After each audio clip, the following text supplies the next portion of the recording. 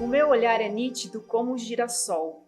Tenho o costume de andar pelas estradas, olhando para a direita e para a esquerda, e de vez em quando olhando para trás. E o que vejo a cada momento é aquilo que nunca eu tinha visto. O Guardador de Rebanhos, de Fernando Pessoa. Este é o Aldeia Mais, o podcast da Aldeia, e hoje nós estamos aqui com duas convidadas especiais, que já que estamos falando de girassol, vamos falar da escola Girassóis. Então, a Carol e a Juliana, sejam bem-vindas à Aldeia Mais. Apresentar a Aline também, minha sócia na Aldeia, e que vai ajudar a conduzir o podcast de hoje. Vamos sorrir e acenar, gente. Carol, se apresenta para nós, por favor. Eu sou a Carol Boazzi, sou professora, educadora. Atualmente trabalho numa instituição de ensino superior e também diretora da escola. Sou pedagoga, psicóloga, bacharel em Direito também. Sou mãe da Maite e da Atena, casada com o Lucas. E o currículo é grande. Fiz mestrado, doutorado, enfim, um estudo muito grande na área da educação. E sou essa pessoa, trabalho aí na área da educação há algum tempo, mãe de 2 filhas maravilhosas, e que hoje aí está também, junto com essa equipe, pensando na Escola Girassóis. Ju, fala um pouquinho de você para nós. Eu sou Juliana, sou professora de crianças pequenas há muito tempo. Estive em sala de aula durante muitos anos, sempre pensei em ser professora, sempre quis ser professora, desde criança, e assim foi. Mudei para Cascavel há quase 10 anos, e aqui trabalhei em escolas também, fui coordenadora pedagógica durante muito tempo, e continuei buscando o trabalho com as crianças pequenas desde sempre. Tenho 2 filhos, o Enzo e o Raji, sou casada com o Marcos, e estou muito feliz hoje de estar aqui de novo falando dessa escola que é um sonho há muito tempo na minha vida. Depois eu conheci a Carol e o Lucas, e é uma alegria muito grande hoje ver tudo isso acontecendo e poder falar para todo mundo o quanto essa escola é um sonho da minha vida, da nossa vida hoje. Muito obrigada pelo convite de vocês. Vocês poderiam nos falar um pouquinho do DNA da Escola Girassóis e como vocês chegaram a isso? Que é uma longa história, né? Eu acho que a Escola Girassóis, eu vou começar falando e a Ju acho que continua. Ela é uma escola viva, uma escola brincante. Eu acho que se a gente tivesse que definir em poucas palavras, não sei se você lembra mais alguma, mas eu acho que ela é uma escola viva, uma escola brincante, uma escola diferente, uma escola inovadora. Eu acho que eu vejo ela assim, sabe? Uma escola mutante, assim. Ela é viva, ela não é uma escola sempre do mesmo jeito e ela tá melhorando e crescendo, sabe? Eu vejo esse DNA e prioritariamente, nascemos como uma escola de criança, então somos muito brincantes, né? Isso é muito desafiante, né? Porque o modelo tradicional não segue isso, né? Quais são os maiores desafios, assim, no dia a dia, na prática, ali com os alunos? Eu acho que é trazer essa cultura do quanto a criança é um ser capaz, né? Porque como as escolas são muito tradicionais, às vezes a gente se sente um alienígena, assim, no meio de tudo isso, e as pessoas olham pra gente como se a gente estivesse fazendo diferente, né? Mas tudo que a gente estuda, tudo que a gente vê, tudo que a gente busca sobre crianças pequenas, não tem a ver com o ensino tradicional. A educação infantil nasceu no Brasil trazendo o que existia no ensino fundamental. Por isso que você vê escolas de educação infantil com carteiras enfileiradas, com crianças sentadas uma atrás da outra, porque quando a educação infantil surgiu no Brasil, ela veio para ser assistencialista, né? Quando a mulher foi para o mercado de trabalho. Então a gente foi lá, olhou para o que estava dando certo no ensino fundamental e trouxe para a educação infantil. Só que hoje a gente não precisa mais fazer isso. Hoje a gente tem que olhar para a infância do jeito que a infância precisa ser vivida. Então, a gente não está fazendo, a gente não é o estranho, a gente está fazendo da infância o que ela precisa ser.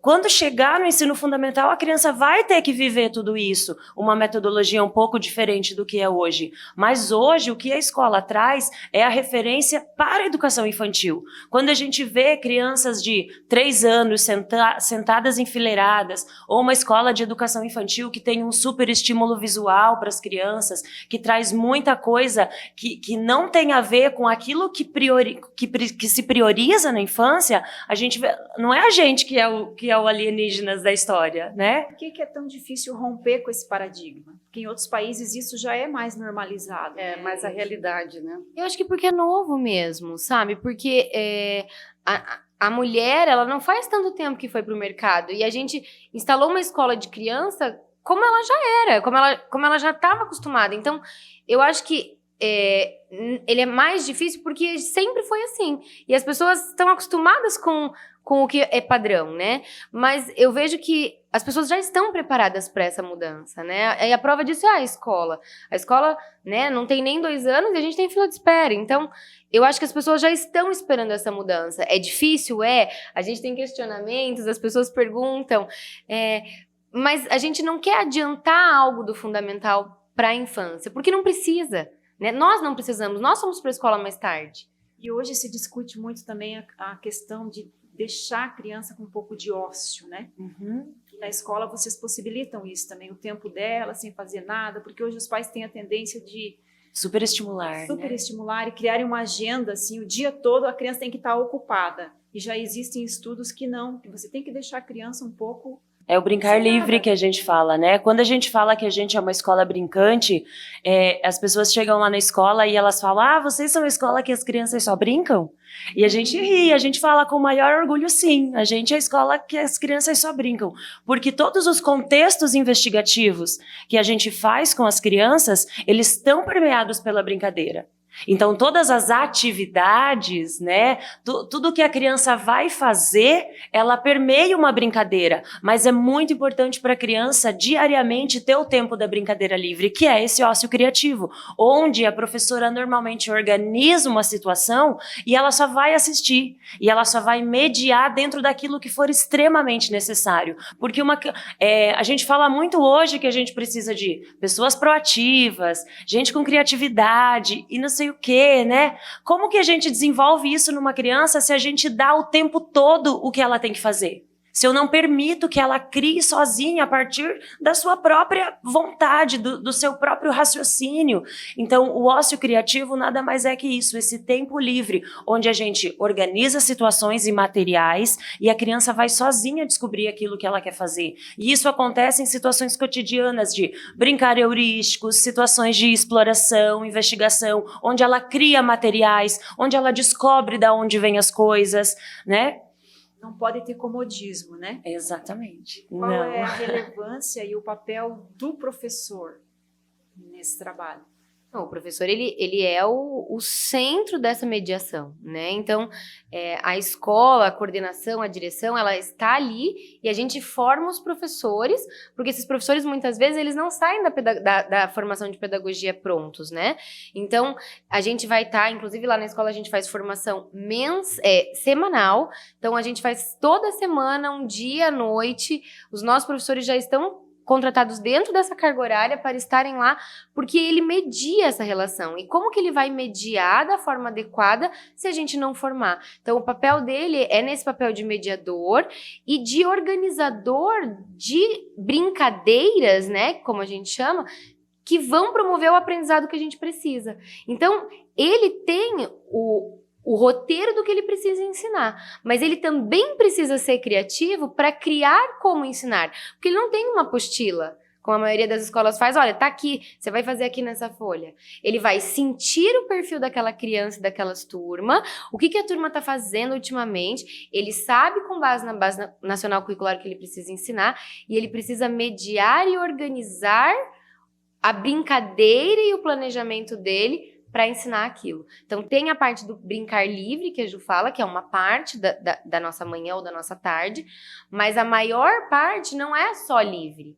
Ela é também mediada e organizada por esse professor, que é o centro para nós, né, do aprendizado, que vai planejar essas atividades brincantes direcionadas para um aprendizado, né?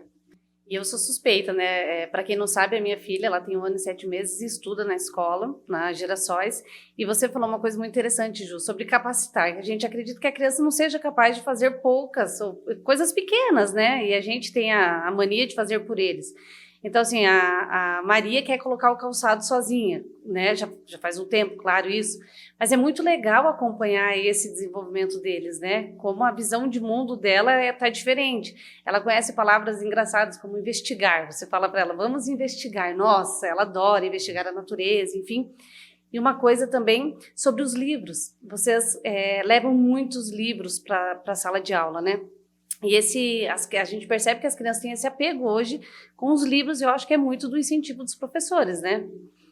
Sim, a gente não tem uma apostila e um material didático fixo para o aprendizado, mas livros, em todas as salas a gente tem uma mini biblioteca, porque o livro, ele é um instrumento onde a criança encontra parte dessa imaginação, fomenta muito, ela vê personagens, né? A gente saiu da escola agora, mas daqui a pouco vai ter uma apresentação de teatro de uma das turmas lá. Não tem como trabalhar sem o livro, né? Não. É impossível. Uhum.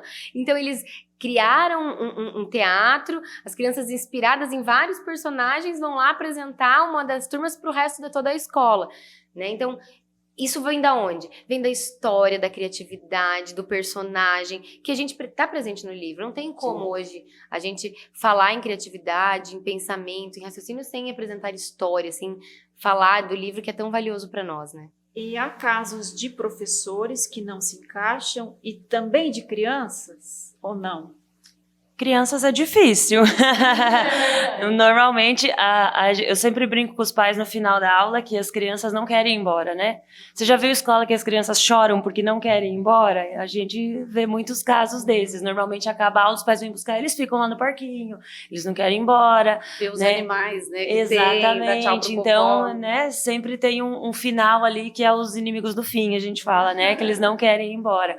Mas professor tem. Né? Porque existe sim o perfil desse professor que gosta de pesquisar, que não se acomoda, que está sempre estudando, que está sempre se renovando, porque a gente fez graduação de pedagogia, mas a gente não viu isso na faculdade, a gente não teve aprendizagem por projeto, a gente não trabalhou isso na graduação, né? Então, a gente tem sim aquele perfil de professor que é mais tradicional, que precisa de um material de apoio, né? Então, realmente, esse é muito difícil, né? O que a gente tem hoje na nossa equipe são professores muito pesquisadores, que gostam do que fazem, que estão ali sim para buscar e que sempre acreditam na capacidade das suas crianças, né? Isso é o mais importante. Aquele professor que acredita naquela... A gente que fez pedagogia, assim, a história da pedagogia, que acredita que aquela criança é aquela folha em branco, né? Esse realmente não se encaixa, porque a criança que vem, seja de 1 ano, seja de 10 meses,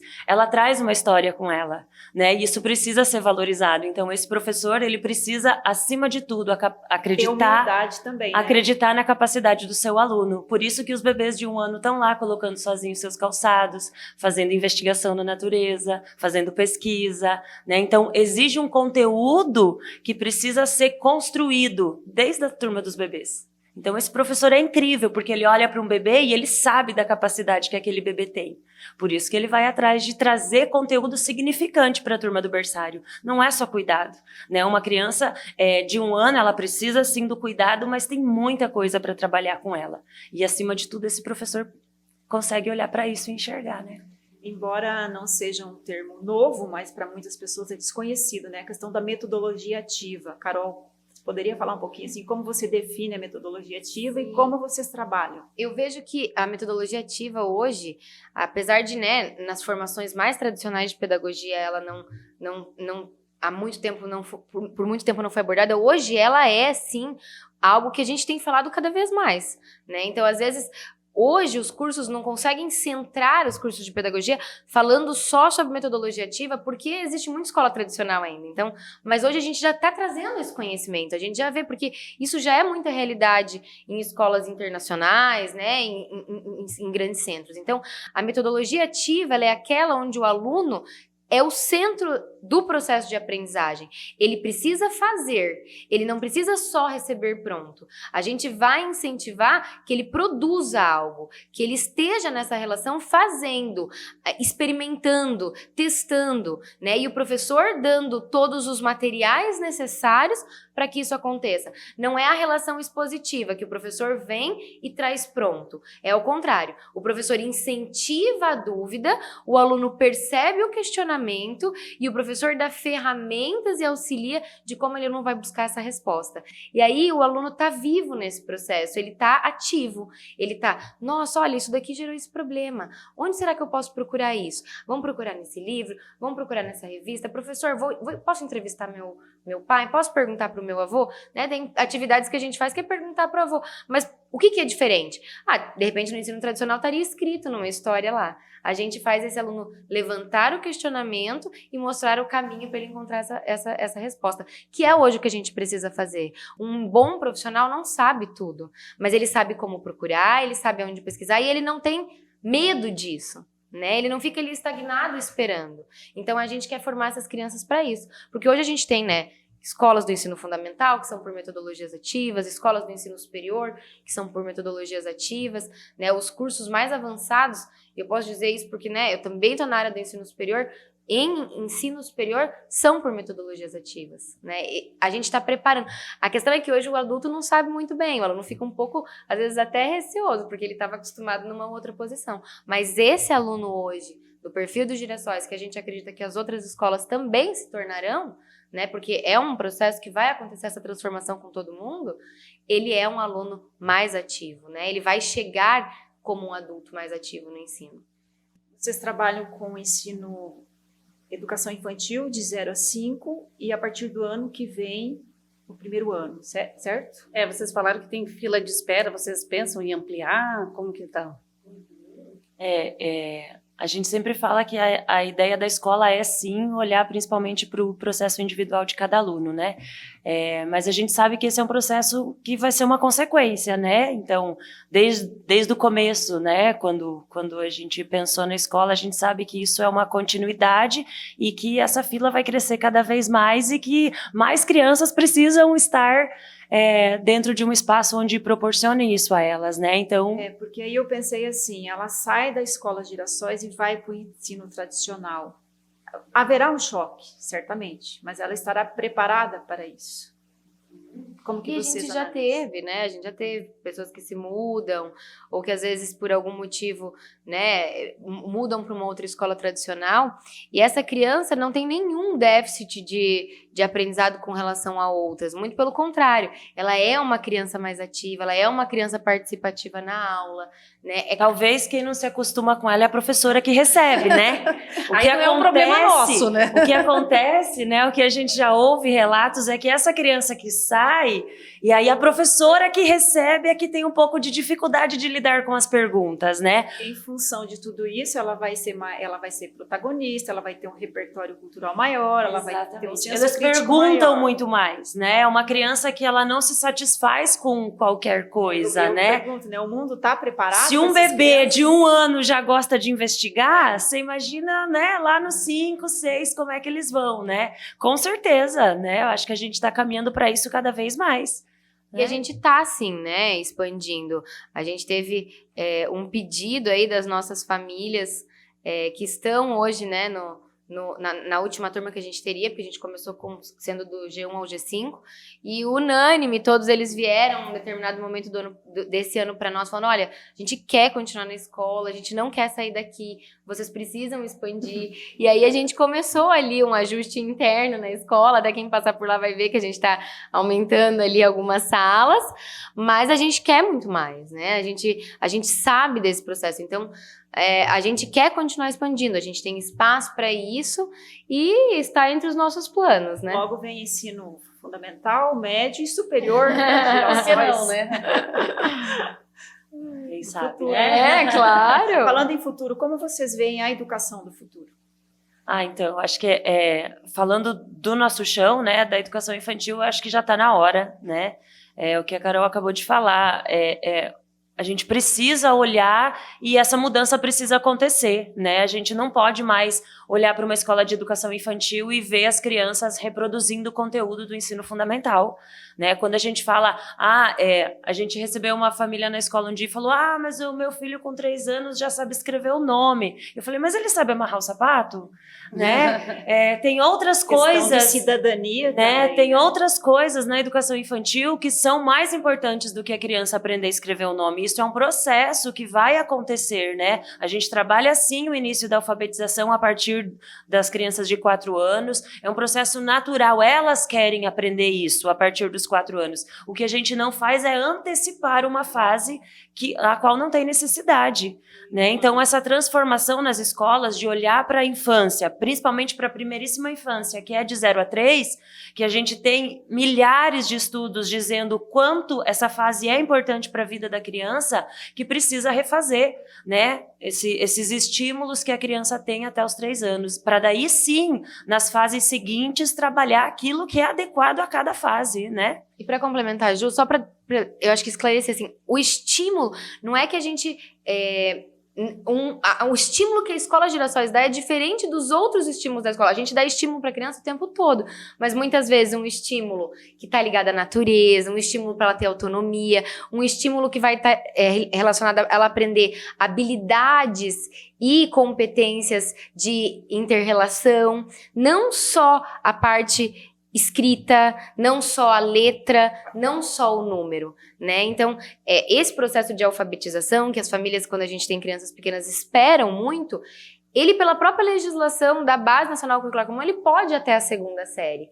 O que a gente não quer a gente não tem nenhum orgulho de falar que uma criança 3 anos antes terminou esse processo, porque ela vai perder a infância. E a infância Outros não pontos volta. importantes, né? E são valores que ela vai levar para o resto da vida, né? Autoestima, principalmente. Isso, né? Hoje é um valor... memória, brincar, sentir o cheiro da terra, tomar banho de lama, né, brincar no parquinho. Então, isso tem um valor tão grande na infância, e quando a gente chega lá com 7, 8 anos, 10, talvez isso não tenha mais a mesma A escola graça. tradicional, às vezes, ela mata isso na gente. Nós somos Ela frutos. antecipa fases, Não, né? e mata algumas coisas. Porque só ensina a reproduzir, né? Não ensina a criar possibilidades, né? Exatamente. Às vezes alguém me pergunta assim, ai, Carol, olha, lá tá em outra cidade, meu sonho é que o filho estude com uma escola igual a sua e tal, aqui na minha cidade não tem. Como que a gente faz? O que você me diz pra mim procurar numa escola? Eu falo, não procure uma escola cinza, né? Não procure uma escola de concreto.